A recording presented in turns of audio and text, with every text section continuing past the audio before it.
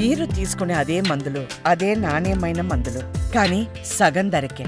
అవును, MedPlus brands pi 50 to 80% తగ్గింపు.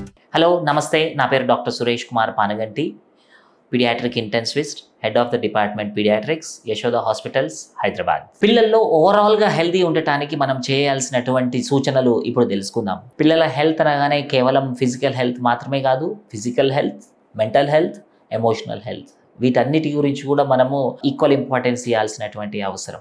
Physical health అంటే ఇన్ఫెక్షన్స్ బారిన పడకుండా ఎలా కాపాడుకోవడం చూద్దాం.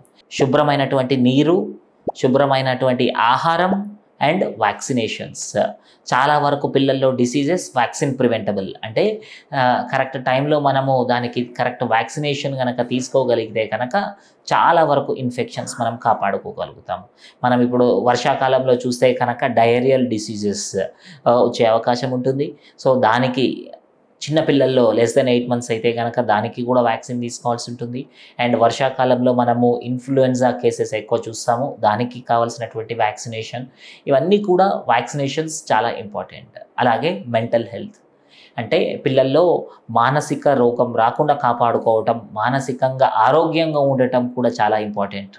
సో దీంట్లో పేరెంట్స్ యొక్క పాత్ర చాలా ఇంపార్టెంట్. పెద్ద పిల్లల్లో అయితే కనుక ఫ్రెండ్స్ అండ్ పియర్ గ్రూప్ అంటే వాళ్ళ తోటి విద్యార్థులు, వాళ్ళ ఇన్ఫ్లుయెన్స్ కూడా చాలా ఉంటుంది. అండ్ ఎమోషనల్ హెల్త్, పిల్లల్లో ఎవరైనా చాలా త్వరగా బాధపడుతున్నా, చాలా అతిగా బాధపడుతున్నా, చాలా ఈజీగా ఏడుస్తున్నా దాన్ని నెగ్లెక్ట్ చేయకుండా వాళ్ళ యొక్క ప్రాబ్లమ్ని కనుక్కునే ప్రయత్నం చేస్తే కనుక వాళ్ళని హోలిస్టికలీ వెల్ అంటే అన్ని భాగాలుగా హెల్దీ ఉంచగలిగే అవకాశం ఉంటుంది.